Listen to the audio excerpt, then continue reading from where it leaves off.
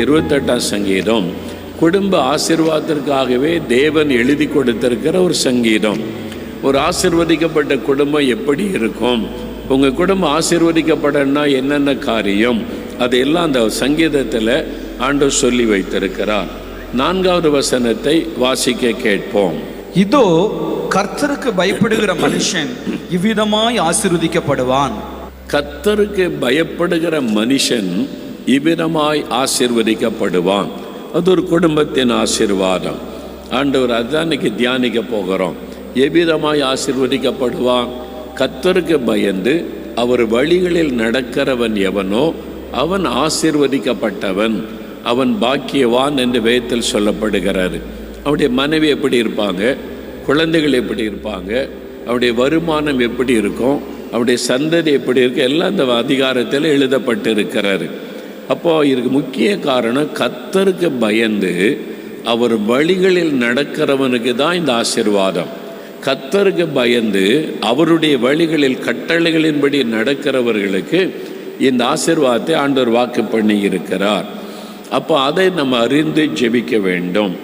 ஆண்டவர் கொடுக்கிற ஆசீர்வாதத்தில் ரொம்ப முக்கியமானது 122 சங்கீதம் 7வது வசனத்தை பாருங்க. உன் அலங்கத்துக்குள்ளே சமாதானமும் உன் அரண்மனைகளுக்குள்ளே சுகமும் இருப்பதாக. உன் அலங்கத்துக்குள்ளே சமாதானமும் உன் அரண்மனைக்குள்ளே சுகமும் இருப்பதாக. அதாவது ஆண்டவர் சொல்றார், உன் வீட்டுக்குள்ளே 2 ஆசீர்வாதம் இருக்கணும், சமாதானமும் இருக்கணும், சுகமும் இருக்கணும். இந்த 2ம் பாதிக்கப்பட்டாலே குடும்பத்தில் சந்தோஷம் போய்விடும். உன் குடும்பத்தில் சமாதானம் இருக்கணும், ஆரோக்கியம் இருக்கணும். இந்த 2ஐயுமே கர்த்தர் வாக்கு பண்ணி இருக்கிறார். மெயினான 2 முக்கியமான காரியங்கள். இந்த ஆசீர்வாதம் நம்முடைய வாழ்க்கையில் இருக்குன்னா என்ன செய்யணும், ஆண்டவர் எப்படிப்பட்ட ஆசீர்வாதத்தை வாக்கு பண்ணி இருக்கிறார், ஆண்டவர் என்ன விரும்புகிறார் பார்த்தீங்கன்னா, முதலாவது 128 சங்கீதத்தில் 2வது வசனம் வாசிங்க. உன் கைகளின் பிரயாசத்தை நீ சாப்பிடுவாய், உனக்கு பாக்கியமும் நன்மையும் உண்டாயிருக்கும். உன் கையின் பிரயாசத்தை நீ சாப்பிடுவாய், உனக்கு பாக்கியமும் நன்மையும் உண்டாயிருக்கும். உங்கள் குடும்பத்தை பற்றி ஆண்டவர் சொல்றார், என் பிள்ளைகளே உன்னுடைய கையின் பிரயாசத்தை நீ சாப்பிடுவாய்.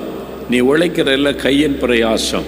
நீ நிலத்தில் உழைக்கிற விவசாயிகள் நிலத்தில் உழைக்கிறாங்க, அலுவலகத்தில் வேலை பார்க்குறவங்க ஆஃபீஸில் போய் உழைக்கிறாங்க, கம்ப்யூட்டரில் வேலை செய்கிறாங்க, டைப்ரைட்டிங் வேலை செய்கிறாங்க, எழுதுகிற வேலை செய்கிறாங்க. கை, இந்த கை நம்ம வேலைக்கு உதவி செய்கிறது. கையின் பிரயாசம், அந்த உழைப்பினுடைய பிரயாசம். நீங்கள் கையின் பிரயாசத்தை சாப்பிடுவீர்கள், பாக்கியமும் நன்மையும் உண்டாயிருக்கும் என்று ஆண்டவர் சொல்லுகிறார்.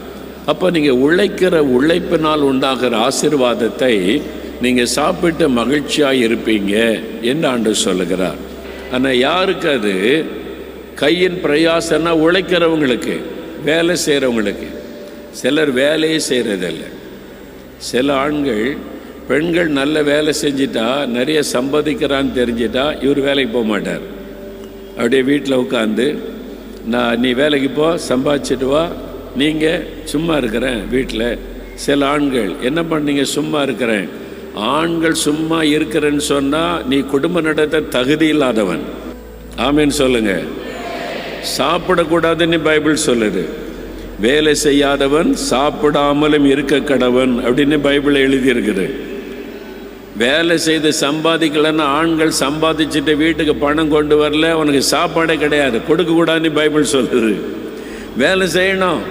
சிலர் வேலை செய்து ரிட்டையர்ட் ஆகி வீட்டில் இருக்கிறவங்க கூட வேலை செய்கிறாங்க. 60 வயசுக்கு மேலே ரிட்டையர்ட் ஆனால் கூட சும்மா இருக்க முடியாதுங்க, ஏதாவது வேலை செய்கிற செக்யூரிட்டியாக போய் நிற்கிறாங்க. எவ்வளோ பெரிய நல்ல சம்பாதிச்சவங்க கூட செக்யூரிட்டியாக ஒரு வேலை, அது எந்த வேலையாக இருந்தானே, நான் ஒரு வேலை செய்து சம்பாதிக்கிற மகிழ்ச்சி இருக்குல்ல, இதைத்தான் ஆண்டவர் சொல்லுகிறார். கையின் பிரயாசம். நீ கையினால் வேலை செய்து பிரயாசப்படாட்டா எப்படி ஆசீர்வாதம் வராது.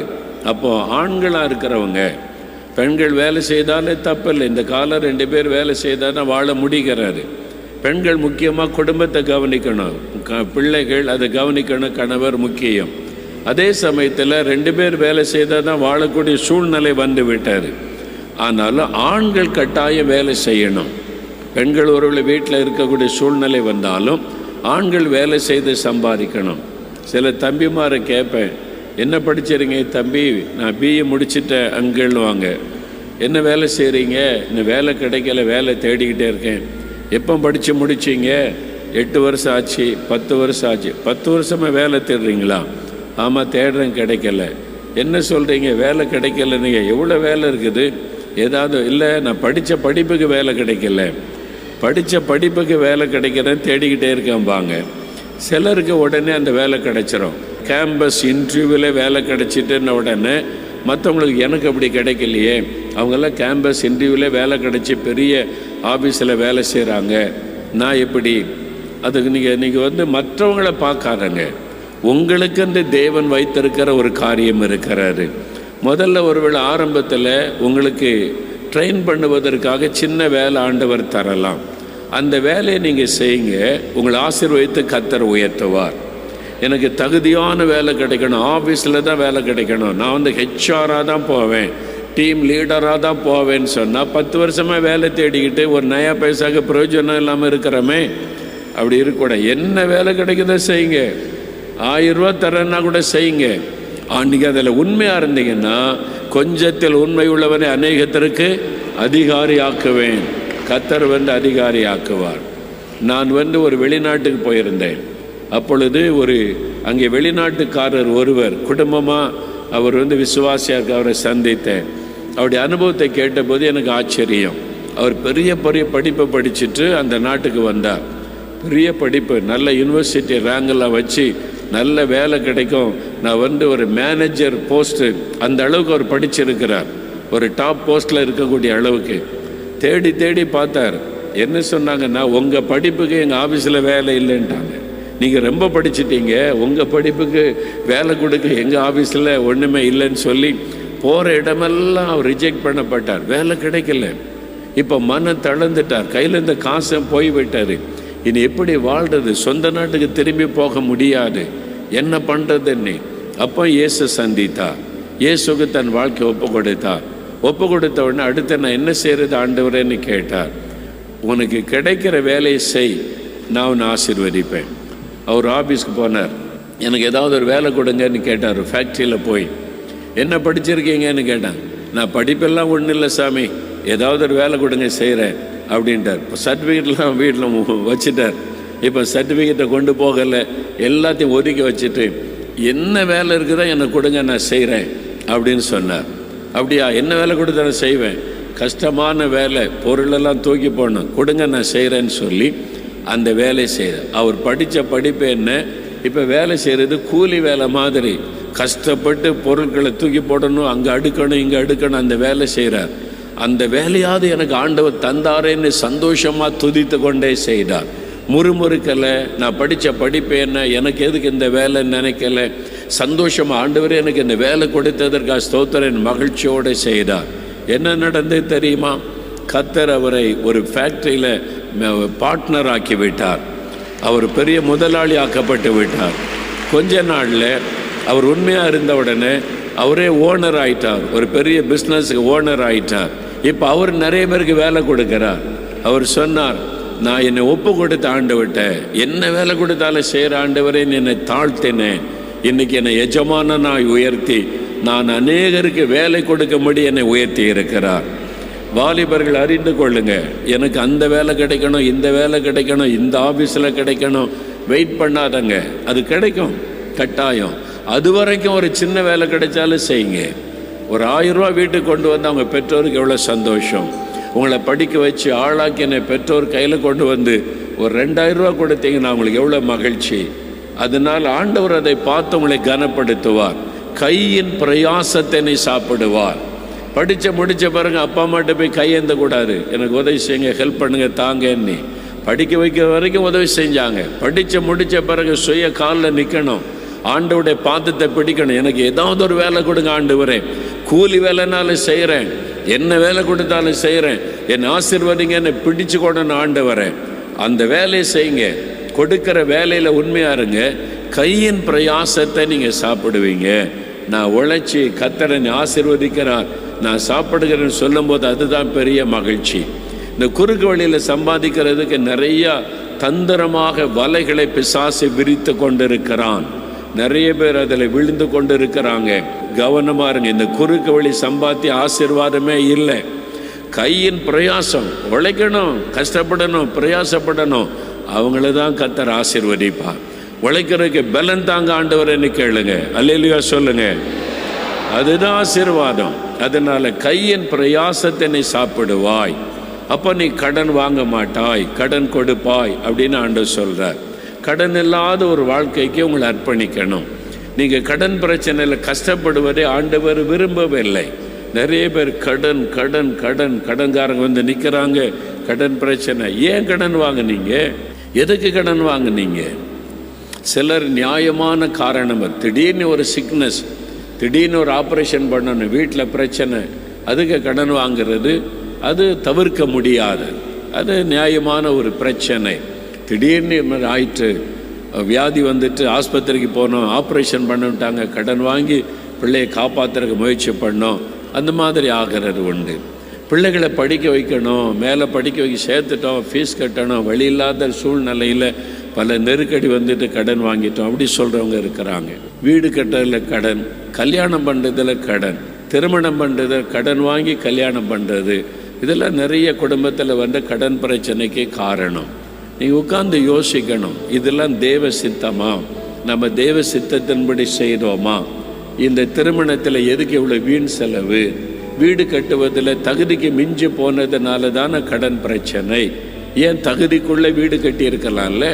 நம்மக்கிட்ட தகுதி உள்ளதான், ஒரு 5 லட்ச ரூபாய்க்கு 10 லட்ச ரூபாய்க்கு வீடு கட்டலாம். அவங்க இவ்வளோ பெருசாக கட்டியிருக்காங்க, நானும் 25 லட்ச ரூபாய்க்கு வீடு கட்டுறேன் அப்படின்னு கடன் வாங்கினீங்கன்னா வாழ்நாள் முழுவதும் கடனாளி ஆயிடுவீங்க. அடுத்த ஆளை பார்க்காதங்க. உங்களுக்கு தேவன் வைத்திருக்கிறது என்ன? உங்களுக்கு ஆண்டவர் வைத்திருக்கிற ஆசீர்வாதம் லிமிட்டு என்ன? அதை மாத்திரம் பாருங்க. அதுக்குள்ளே வீடு கட்டுங்க, அதுக்குள்ளே திருமண காரியத்தை செய்யுங்க. எதுக்கு வீண் செலவு? இப்போ பாருங்க, முன்னால் கல்யாணத்துக்கு தான் கார்டு கொண்டு வருவாங்க, அதுக்கப்புறம் நிச்சயத்துக்கு ஒரு கார்டு, கல்யாணத்துக்கு ஒரு கார்டு. இப்போ என்ன வந்துருக்கு தெரியுமா? பூ வைக்கிறதுக்கு ஒரு கார்டு தெரியுமா? பூ வைக்கிறாங்க, அதுக்கு ஒரு அழைப்பு.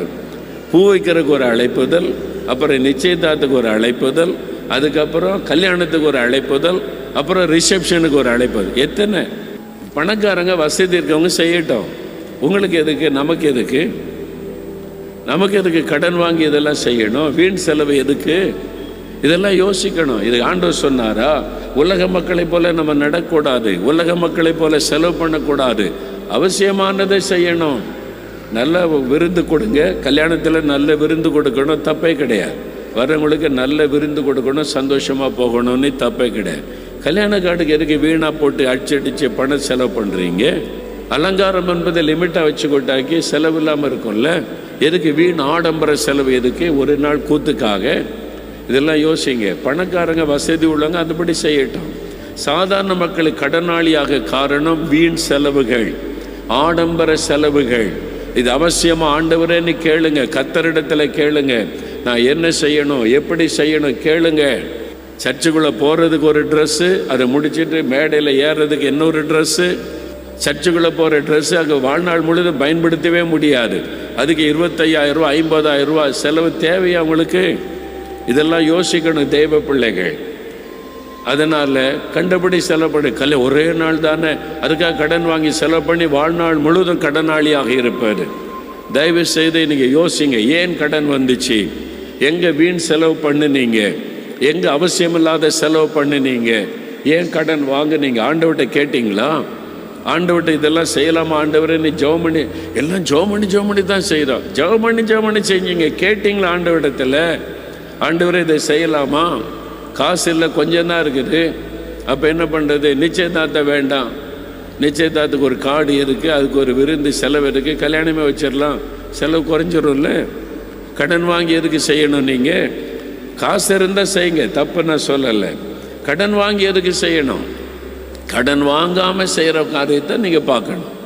இது நிறைய பேர் கடனாளிக காரணம் வீண் செலவுகள், வீண் ஆடம்பரம். அடுத்தவங்களை பார்த்து அதே மாதிரி எனக்கு செய்யணும், அதே மாதிரி நமக்கு செய்யணும்னு சொல்லி கடன் பிரச்சனைக்குள்ளே சிக்கி கொண்டவங்க தான் நிறைய பேர்.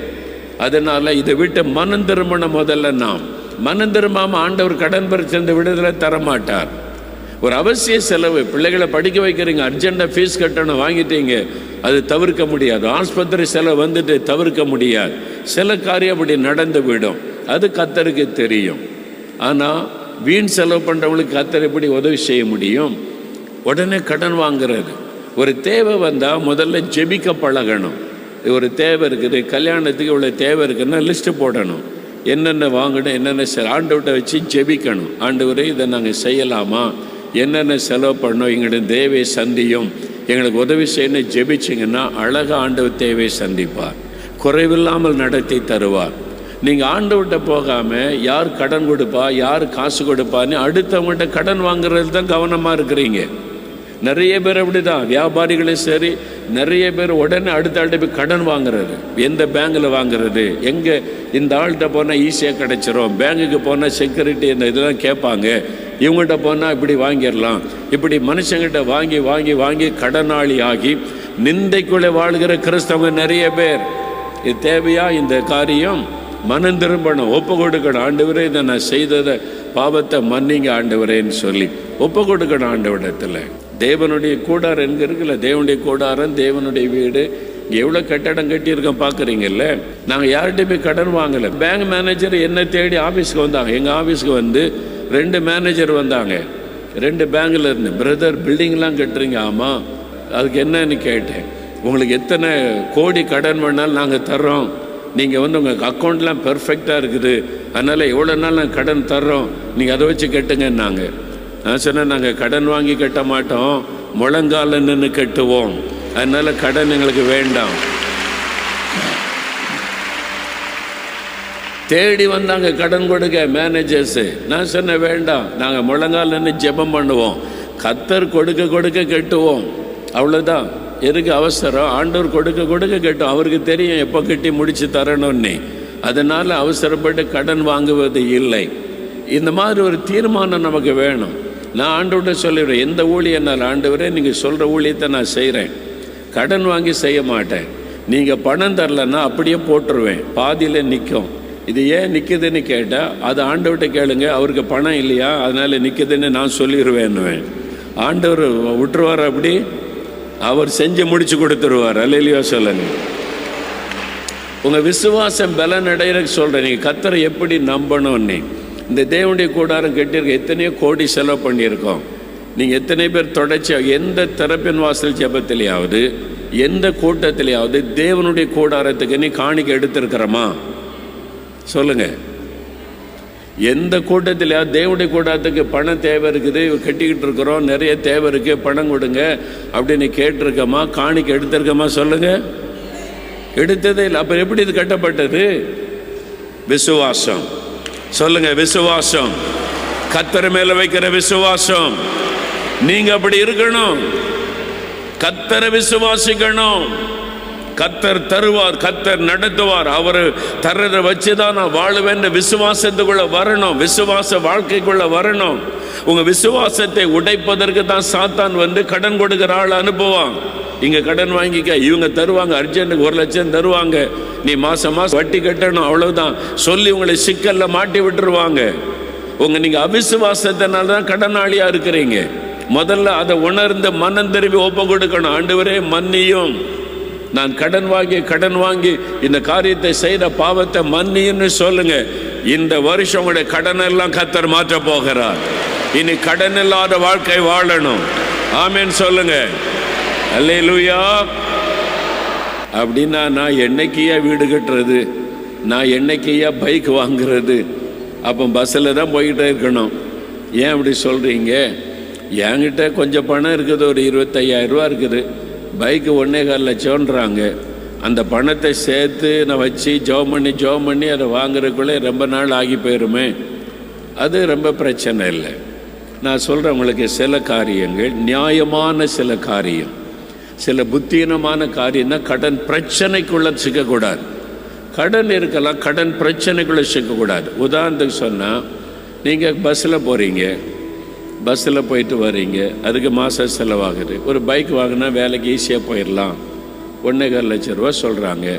நம்ம சேர்த்து ஒரு 50,000 ரூபா வந்துட்டு இன்னொரு 75,000 ரூபா இருந்தால் வாங்கிடலாம். அப்போ இன்னும் அதுக்கு சில மாதம் சில வருஷம் கூட ஆகுமே, என்ன பண்ணலாம்? பேங்கில் லோன் கொடுப்பாங்க.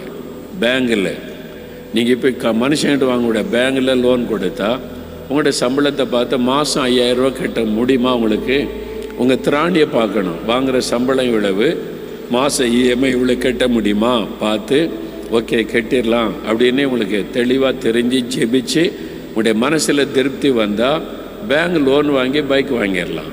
நீங்கள் பஸ்ஸுக்கெல்லாம் செலவு பண்ணிங்களா, அந்த பணத்தை கட்டிக்கிட்டே வந்தீங்கன்னா லோன் அடைஞ்சிரும், பைக்கு சொந்தமாயிரும். ஆனால் சிலர் என்ன பண்ணுறது, வீட்டுக்கு ஒரு இஎம்ஐ, பைக்குக்கு ஒரு இஎம்ஐ, அப்புறம் காருக்கு ஒரு இஎம்ஐ, 5 இஎம்ஐ கட்டினா சம்பள பணம் எல்லாம் பேங்குக்கு போயிடும். எப்படி வாழுவேன்? புத்தி இருக்குதா உனக்கு? இஎம்ஐ கட்டலான்றதுக்காக கண்ட இடத்துல கண்ட பேங்க்லேயும் கடன் வாங்குவீங்களா? புத்தி இருக்குதா? ஞானம் இருக்குதா உங்களுக்கு? வாங்குகிற சம்பளம் இவ்வளோதான் மாதம் கட்ட முடியும், மிச்சம் பிடிக்க முடியும். அந்த அளவுக்குள்ள கடன் வாங்கி ஒரு பைக் வாங்குறீங்க, ஒரு கார் வாங்குறீங்கன்னா பிரச்சனை இருக்காது, கரெக்டாக கட்டி முடிச்சிருவீங்க. இவங்ககிட்டையும் கடன், அவங்ககிட்டையும் கடன், இந்த பேங்க்லேயும் கடன். புத்தி இல்லாத கிறிஸ்தவர்கள். ஆண்டவர் கேட்குறா, புத்தி இல்லாத மனுஷராக இருக்கிறீங்களே, உங்களுக்கு ஞானம் இல்லையா? நம்ம இவ்வளோதான் சம்பளம் வாங்குகிறோம், நம்முடைய உழைப்புக்கு தேவன் கொடுப்பது இவ்வளோதான் மாதம் நம்ம பணம் கட்ட முடியும்னு அந்த லிமிட்டுக்குள்ளே தானே நீங்கள் இருக்கணும். ஏன் அதை தாண்டி போகிறீங்க? ஒரு சகோதரர் வந்தார், ஐயா லாரி வாங்கி இங்கே கொண்டு வந்தார், லாரிக்காக ஜெபம் பண்ணுங்க, ஆண்டவர் ஆசீர்வதிச்சிருக்காருன்னா நான் ஜெபம் பண்ணி அனுப்பினேன்.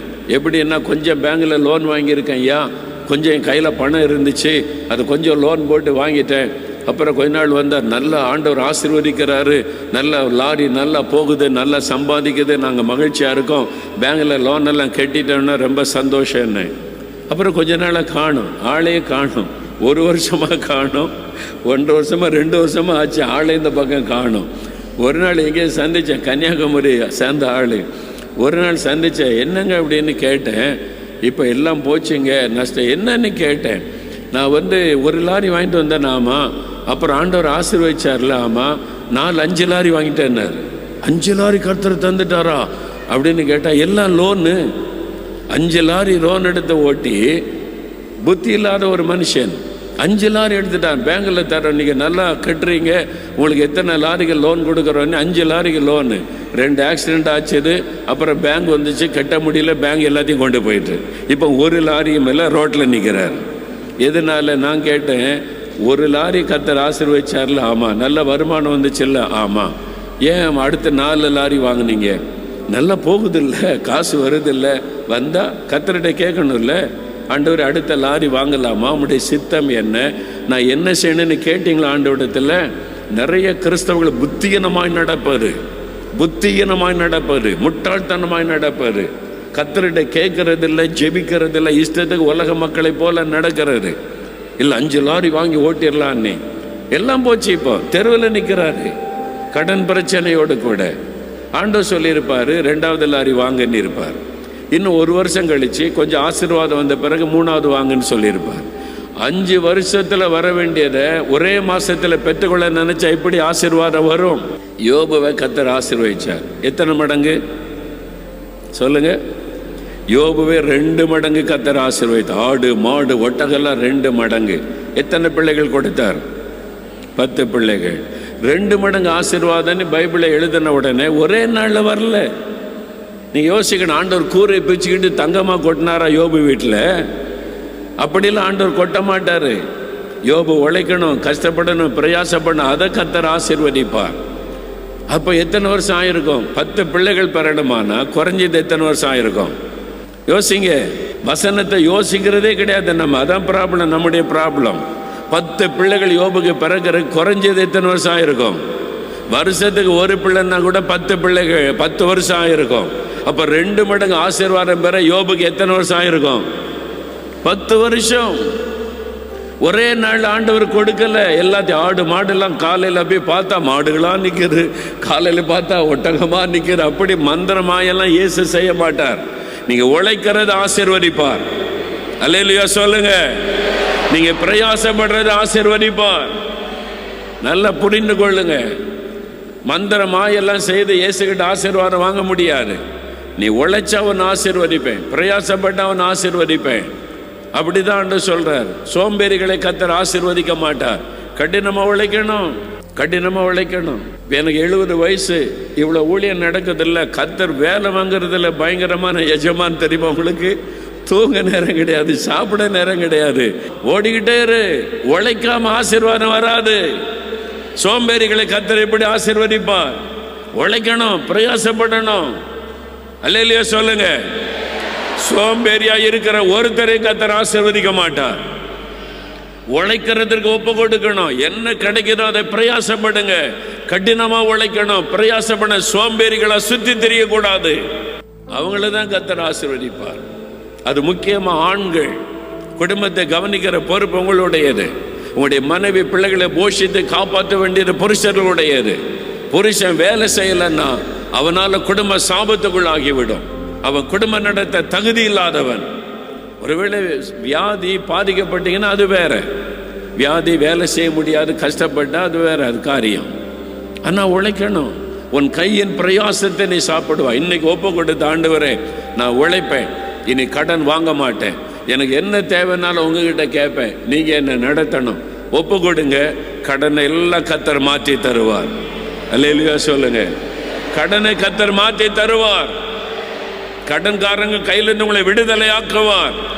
மனுஷ தயவை உண்டாக்கி தருவார். நீங்க ஒப்பு கொடுத்தா. பிரியமானவர்களே, இயேசு கிறிஸ்துவின் நாமத்தில் உங்களுக்கு என் அன்பின் வாழ்த்துக்கள். உங்களை பார்த்து சொல்றார், என் மகனே, உன் கையின் பிரயாசத்தை நீ சாப்பிடுவாய். நீ உழைத்து சம்பாதிக்கிற அந்த வருமானத்தின் ஆசீர்வாதம் உன் வாழ்க்கையில் இருக்கும்.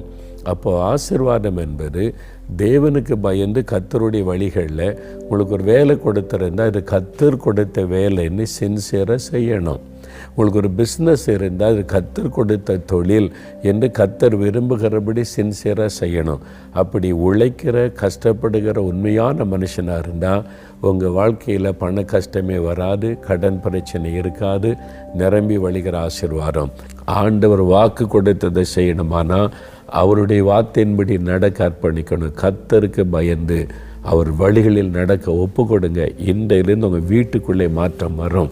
உடைய வருமானத்தில் ஆசீர்வாதம் வரும், செழிப்பும் நன்மையும் வரும்.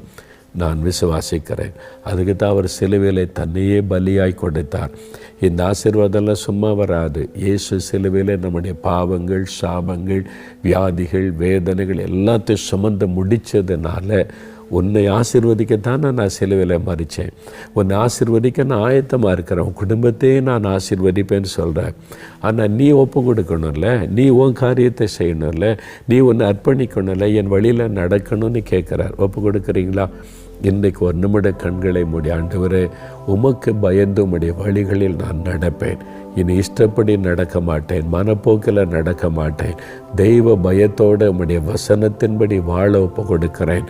உம்முடைய வழிகளில் நடக்க அர்ப்பணிக்கிறேன்.